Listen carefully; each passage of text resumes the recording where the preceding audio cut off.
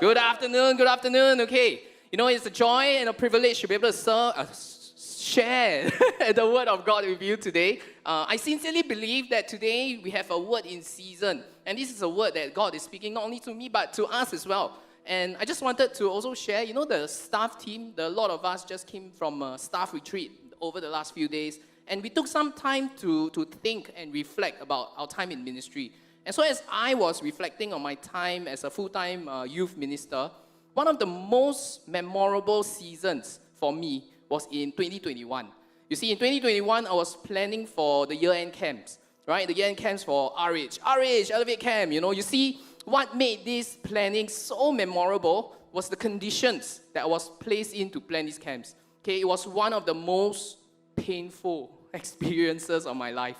Okay, because at that time you can only imagine, right? I was new and I was high on passion, ready to go for the camps, right? Ready to chiong for the camps. I mean, first on-site camp, since COVID, and I was also the first time planning a camp in this role, right? So I was excited. I was really excited for the young people to encounter God, and I was ready to rock and roll in this one pursuit. No? Okay, good. Anyway, but the reality was, in the span of the 2 weeks that the camp ran, I was actually running two camps, Emerge and Elevate. And while I was running the camps, I was actually having reservists. I was doing my reservists. The reservist in itself is already a spiritual formation for me. And at the same time, I was also writing my essay for Bible school, and then I was also preaching in the Next Gen service at the end of that very week. Right? So at the end of it, as expected, what happened was my eczema flared up quite badly. Okay, my wife will tell you, my eczema flared up quite badly. And if anything, my resolve for full-time, in my full-time call, was tested to its absolute limit within the second year of my ministry. And even though, right, I knew that what I was doing, even though I knew all of the things I was doing was for the greater good, I found myself in this position of suffering, right, as a result of doing something good, right? I was obeying God, but yet I found myself in this position of suffering. And as I consider this reflection, I started to ask myself, why should I suffer for doing good? Why should I suffer for doing good? I wonder if any of you have ever asked this question. I am doing all the right things, but why am I suffering for it? And there are a couple of reasons, I can think of why suffering might happen. But to suffer for doing something good, like what? Why? How? Me? Right? Why me? And so that was my reflection. And by the way, I just want to say congratulations to all of you for completing the Revelation sermon series over the last 10 weeks. Congratulations to you. I'm sure many of you have been blessed by the word. Quick show of hands. How many of you have been blessed by the Revelation series? Oh, wow. Whoa, this is a lot more than I expected. I think 70% of you. But really, you all enjoyed the sermon series. You all really did. Okay, because I don't know, man. There were a bunch of uncomfortable things, in the book of Revelations, right? And there's this significant part of this apocalyptic book, right, that actually suggests and implies suffering, right? The tribulation, the Antichrist, the Babylonians, the beast, the lake of fire. This is just to name a few. You all still enjoy it, huh? Okay, very good. I can imagine, right, I can imagine some of us just thinking about these things, right, and the impending end times. Then you start to feel a bit nervous about it, right? And who can blame you? Who can blame you? And even after knowing all of these things, we are reminded to embrace this suffering because there is a hope at the end of the day. And no doubt, there is a certainty of a hope of Christ returning victoriously and gloriously for us. But the question today, right here and now, how do we deal with the present suffering? Because it is a real concern. It really is a real concern. And we need to know how to suffer well. Right? It almost sounds like an oxymoron, right? Suffering well. Right? So today, the big idea of my message of the sermon is we must persevere through suffering. Tell your neighbor next to you, we must persevere through suffering. Okay? Persevere. And as we consider how we should persevere through this suffering, especially while following Christ, there's actually someone in the Bible, who modeled this well, and he persevered through suffering that resulted from obeying Christ, right? And this man is Paul. Okay, Paul, with the aim of sharing the gospel, okay, with as many people as he could reach, Paul endured imprisonment, Paul endured shipwrecks, Paul endured physical hardships. All of these things during his missionary journey. Okay, and despite all of that, Paul continued to persevere, right? And he eventually even died as a martyr for the sake of the gospel. So considering all of these things, all of this, I asked myself, what on earth kept this man going? How did this man, go through, be in prison unjustly, right? And yet he just went to the next mission after the next. So what on earth was he thinking as he persevered through all of this suffering? So I think we can get a glimpse into his perspective of suffering, and we can see that actually in 2 Corinthians 4, verse 16 to 18. Okay, let's read together, okay? Verse 16. 1, 2, 3. So we do not lose heart, though our outer self is wasting away, our inner self is being renewed day by day. For this light momentary affliction is preparing us for an eternal weight of glory beyond all comparison, as we look not to the things that are seen, but to the things that are unseen. For the things that are seen are transient, but the things that are unseen are eternal. Okay? And to give maybe I give some context to this verse. Paul was actually addressing the people of the Corinthian church. Okay? So actually Paul, if you remember your history, Paul actually established the Corinthian church. And Paul left the church after establishing it to continue his missionary work. Right? And having returned for the second time back to the church, Paul wrote this letter, the second book of Corinthians, after he left the second time he came back. So in essence, on the second trip back to the church, he found that the people of Corinthians had started to become hostile and unhappy with him for a number of reasons. Okay, so Paul was essentially addressing his haters. Okay, the same people who he had established have now taken like this hostile view on him. Okay, and so in the verses just before what we just read, Paul talks about his personal sufferings. Paul talks about his personal sufferings as an apostle of God. Okay, and then in verse 16 to 18, the verse that we just read, he extends his understanding of suffering not exclusively from the point of an apostle, but to every Christian. Okay, tell your neighbor next to you, every Christian. You are a Christian, you. Okay, and because everyone you see will suffer, the question is, how do we deal with this suffering? Okay, and so as we understand this, we learn that Paul was also talking about suffering from the perspective of doing good. Okay, or more specifically, following Jesus and living out the gospel. To make this even more blatantly obvious, the Bible regularly warns us about expecting suffering and persecution, especially when you're living out the gospel. Okay, I'll give you one example. Okay, one such example is when Jesus commanded us in Luke 9:23.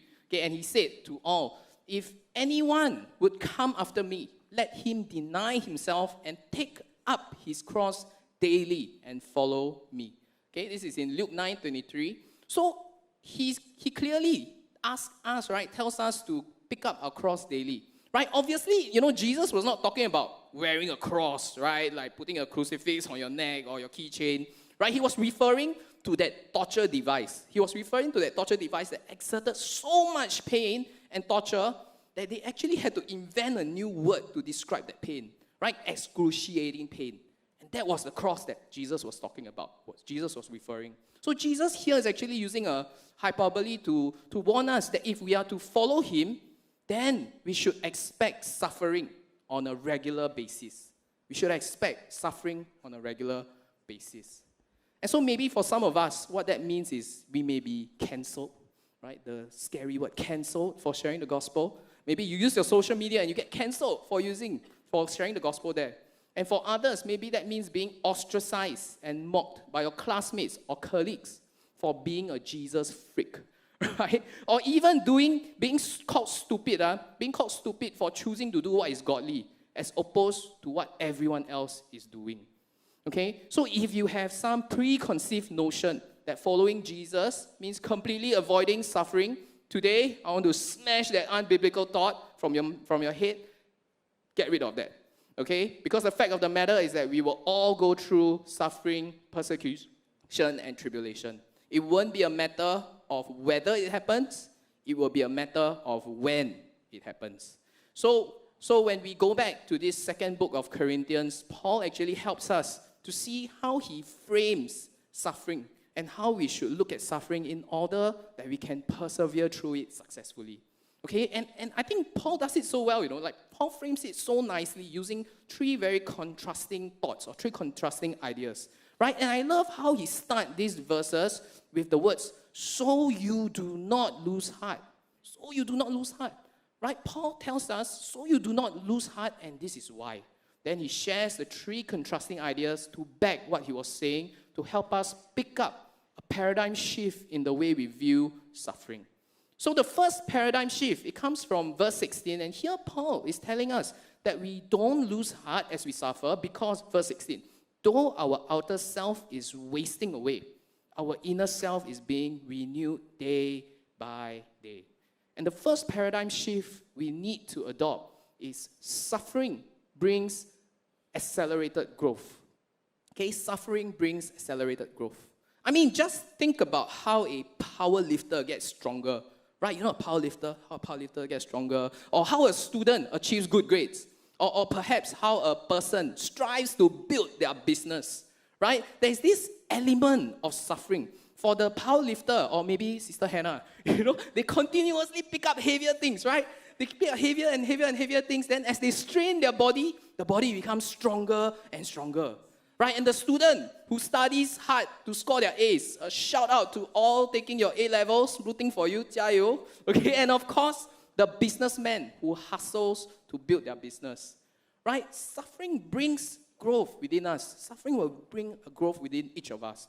And Paul specifically mentions how our outer self, the physical, and what is of this world will waste away. And honestly, you don't really need a biologist or a doctor to tell you that your body is dying every second of your life. But the contrast that Paul paints for us here is that even though your body is wasting away, your inner self, right, the inner self, our spiritual being, is renewed day by day. Renewed, right? This same word is actually used in other parts of the Bible, and is used to describe when something is being filled up or topped up, okay? And this spiritual being within us that is led to grow through suffering as the catalyst, this spiritual being is the only thing you can bring to the new heaven and new earth with you when Jesus comes back again. Nothing of the physical and nothing of the outer self. Okay, so Paul here is helping us to see and make this paradigm shift, to see that even though our suffering might cause our outer self to waste away, it promotes the growth of our inner self, which is of so much more value in the grand scheme of things. Okay, and through the process of suffering, right, it actually facilitates the growth of our spiritual being. Okay, we become more and more godly, and we display more and more of the fruit of the Spirit. And in turn, we are actually better able to carry out the grueling mission of Christ while we are on earth. You see, I remember Pastor Ming Cham, my favorite. Pastor Ming Cham actually sharing during the staff retreat. Okay, he actually shared that as Christians, right, we always ask this question, this magic question. We always ask, what is God's will in my life? Right, Pastor Ming Cham always asks this question. What is God's? Pastor Ming Cham mentioned that we as Christians always ask the question, what is God's will in our life? But I think the true question, as he says, he says the true question should actually be, where is our life for God's mission? Where is our life for God's mission? Right? For God's will. God's will is the Great Commission to make disciples of all nations. Where is our life for God's will? Okay, and as we grow our inner self through suffering, our capacity to abide by God's will for us will also begin to grow. And it allows us to live out God's will for us on earth much more effectively. So next gen, if you want to embrace growth, you have to persevere through suffering. You have to persevere through suffering. And now we can move to the second paradigm shift that Paul leads us. And it's found in verse 17. Okay, I'm going to read for you, okay? Verse 17. For this light momentary affliction is preparing for us an eternal weight of glory beyond all comparison. Here, Paul is directing us to find hope in our suffering. The second paradigm shift is that there is hope in our suffering. There is hope in our suffering. Okay? So, and I want us to think, right? Imagine with me an iceberg, right? An iceberg. The tip of the iceberg, right? It only reveals like this little small part of this entire structure, right? If you look under the water, this massive structure, but what you see at the top is only this small little iceberg. And that part of the tip of the iceberg is kind of like our life now in the physical. All the suffering that we might persevere through, all the pain, all the collective fun even, all of that is only reflected in that small part of the iceberg. But at present, what is unseen and the hope of a future glorified life with God is represented by the submerged structure at the bottom of the water. Friends, the only difference that this analogy fails to portray is that what you do with that small part of your life will have an infinitely larger repercussions. Your present life today, the way you live, all of that matters in the scope of an eternity. And so you may choose to enjoy the fleeting pleasures of life, indulge in all kinds of sin, sexual sin, idolatry, slothfulness, greed, whatever it is. But in indulging in these sinful pleasures, it will only draw you further and further from a life that is surrendered to the Lord. And if you understand that what you do today will amount to an eternity in the coming days, wouldn't you seek to worship God with all your heart and with all your strength today? Imagine you have an investment, right? And you are guaranteed 100 times return on investment. 100 times, right? I dare to bet most of you would put in as much of your savings into this investment as you can, right? Even if it means today spending significantly lesser, you will refrain from buying iPhone. You will refrain from eating that Wagyu steak, right? You would, right? So today, God is offering us this hope. God is offering us this hope as well. And not like the way we often use the word hope, right? Oh, I hope to pass my exam. Oh, I hope to pass that interview. This hope is a certainty and 100% guarantee. And Jesus has died for us to ensure that. So while we are here, still here on earth, the suffering, the affliction that we go through are not for nothing. It prepares us for eternity. It prepares us for eternity. And the way Paul contrasts it, a light, not heavy, but light, momentary, short duration, affliction, okay, light momentary affliction versus an eternal weight of glory beyond all comparison. You see, the affliction or suffering is momentary and light only as compared to the eternal weight of glory that awaits us. And I believe what we need is this regular encounter with God so that we catch the glimpse of what God is preparing for us and we can maintain our relationship with Him. And this regular encounter is found in our daily devotions with God. When we have these regular encounters with God, then persevering through our sufferings become a lot more bearable. And I also want to use the case study of the disciples, the 12 disciples. Do you remember when Jesus was crucified, what happened to the disciples? Do you remember? Okay, I pretend I hear yes. Oh, yes, that's right. Okay, so they were discouraged, right? After Jesus was actually crucified, they were very discouraged. All the disciples were discouraged, and then they went back to do their own things, right? They went back to do their own jobs. They became fishers. They went back to do fishing. But the moment, right, they met the glorified and resurrected Christ, history tells us that almost all the apostles were martyred for Christ. You see, their discouragement converted into an unbreakable resolve to go as far as to be willing to die for Christ. And that's what the encounter means to us. Okay? So think about what that means. And so finally, the third paradigm shift to relooking at suffering is found in verse 18. Verse 18. Okay? As we look not to the things that are seen, but to the things that are unseen. For the things that are seen are transient, but the things that are unseen are eternal. Eternal. Okay? So the third paradigm shift is that suffering gives us focus. Suffering gives us focus. You see, the interesting thing here is that Paul uses a very ironic term, right? To see the unseen What does that even mean, right? And I think here Paul is actually trying to align our sights to focus on what is truly important.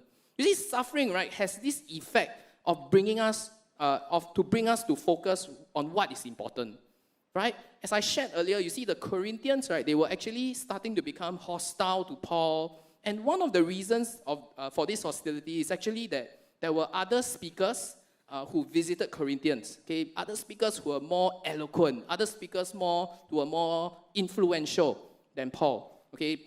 People such as Peter, people such as Apollos, right? Moreover, Paul, if you know Paul, he was actually a manual worker, right? He was a manual worker, and if you also understand his history, he was also known to be an unimpressive speaker, okay? And when you put all of these things together, you start to realize that these Corinthians, they are actually focused on the wrong things, right? They wanted to hear like good speakers, right? Intelligent arguments that can tickle their brain maybe, right? But through Paul's consistent call for the people to repent, both in the first book of Corinthians and the second book of Corinthians, we can actually tell that the Corinthians' lives were not transformed. Okay, they were not transformed. The Corinthians were not willing to go through the sufferings to obey God. You see, their eyes were focused on this superficial, intelligent, philosophical discourse, right? And all the very good, eloquent speakers. But their lives remained unchanged. You see, Paul was trying to use his life to tell the Corinthians that Paul himself was not the focus of his ministry. Jesus was. And Paul was trying to show the Corinthians that in Paul's own shortcoming and ability to persevere through the hardship, all of that was credited to God's hand of empowerment over Paul's life. And through our suffering, we are actually able to see God's hand work even more clearly in our life. If you don't understand or see the depth of your depravity, you cannot appreciate the height of God's love and grace. And you can only grasp this through having the right perspective. And so I just wanted to also go back to, the story that I shared earlier. Going back to this crazy 2021 December season. It was one of those days, right, where my eczema was at its worst. And I was at a place where I literally, every movement I make hurts, okay? Every movement I make hurts. And all I could do was just sit there and cry out to God. And cry out to God desperately. Just heal me and just maybe alleviate just a bit of pain. Those days, I can tell you, were days when I was closest to God. Because I was put in a position that I had no choice but to depend on the one who is the most reliable. And you see, the things that are unseen, what is unseen in this case happens to be more real than the things that can be seen. While not many can claim to have seen God, God is more real than many things that our eyes can see. And so Paul was trying to help us to shift our focus to zoom in on God so that we don't lose sight of what is important in our lives. At the end of the day, my friends, Paul's exhortation to us is for us to reframe the way we view suffering so that we can persevere through suffering with the right mindset. You see, as we live out the gospel, we must be ready to suffer for the gospel and suffer well. We must persevere through suffering. And as we make that paradigm shift in our lives, we'll start to answer the question of whether the suffering we went through is worth it. If it is for the Lord, my friends, it is worth it. And so I want to get us to take this paradigm shift in the way we view suffering. Perhaps we are so focused on the present sufferings that we lose sight of the eternal. Perhaps when our flesh is in pain or the afflictions are tremendous at this point, I want us to look to God, to see that God is worth it. And so when your friends are mocking you for sharing the gospel, tell yourself it is worth it. When your integrity to do the right thing is being ridiculed, tell yourself it is worth it. You see, when my resolve to serve God and obey His call in my life was tested, at the end of much reflection, I found myself in this posture of surrender. That if God is calling me into this journey, then the suffering that comes with it is worth it. You see, my only role here is to obey God. And so today I also want to encourage you to take this posture of surrender. So I'm going to get us to directly meet God, to be ministered to the Lord. So I'm going to get all of us to bow your heads, close your eyes. And I'm going to close very quickly, but I want us to have a moment with God first. You see, today I want to speak to two groups of people, and I want to invite you to respond directly to the Lord. The first group of people are those who struggle to adopt this posture of surrender, to give it all to the Lord. Perhaps it is out of fear, of the potential suffering. So today, as you are listening to the word, the Lord is speaking to you and tugging on your heart. And deep down, you know, that as you avoid the suffering, you are avoiding God's will for you. And perhaps today you're saying, God, give me the strength. God, give me the courage to take this suffering so that I can obey you wholeheartedly. Today, if that is you, and you're saying, God, give me strength, give me courage to face the suffering. On the count of 3, I'm going to get you to lift your hand so I know who I'm praying for. 1, 2, 3. If that is you, you're saying, God, give me the strength to suffer. Give me the courage to face suffering well. I see the hands at the front. I see the hands at the left. I see the hands right at the front. You can put your hands down. I see the hands at the right, at the back. You can put your hands down. Thank you for being honest. Thank you for coming, for listening to the Lord. And for the second group of people, these are the people who perhaps you are currently suffering. You're going through so much suffering, and perhaps as you suffer, it's slowly becoming more and more unbearable. Right? And today, perhaps as you're listening to the word, you're saying, God, please help me, help me, help me. And perhaps you're asking God, help me through this time of suffering. Help me to persevere through it. Today, this is what I sense the Lord saying to you. I will never, never leave you nor forsake you. And so today, if that is you, and you want to be ministered to by the Lord, on the count of 3, quickly lift your hands so I know who I'm praying for. 1, 2, 3. Thank you. Thank you for responding to the Lord. I see the hands at the back. You can put your hands down. I see the hands on the left. You can put your hands down. I see the hands at the front. You can put your hands down. Thank you. Thank you. Allow me to pray for you. Why don't we all stand to our feet? Come on. Next Gen, why don't we all stand to our feet? Father, today I just want to commit the Next Gen into your hands. I just want to thank you for the hands that have been risen. I thank you, O God, for their honesty to say that they will do what they have to do to obey you.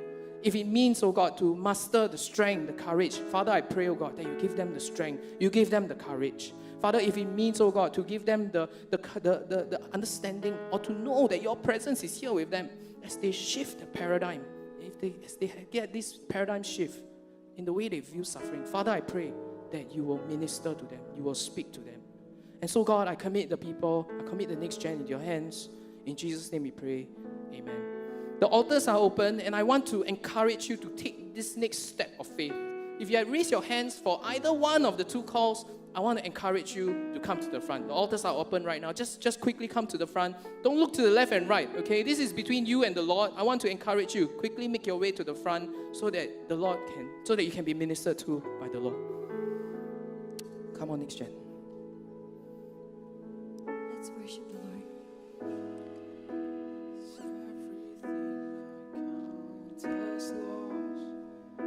To know you and be known as yours, to share with you in your suffering, to be with you in glory. Come on, we sing Jesus. Jesus, everything I count as lost, to know you and be known as yours,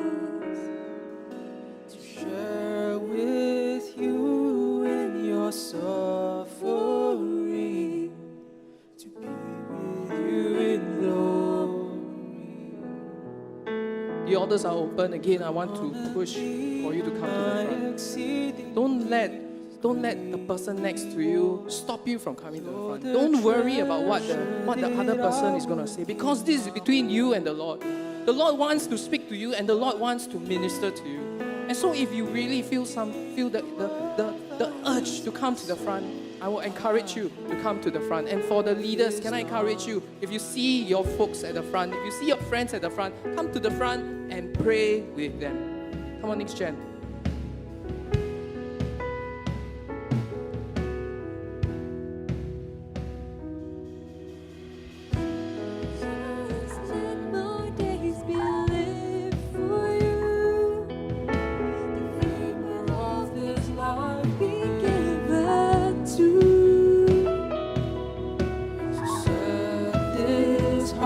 To word eternal.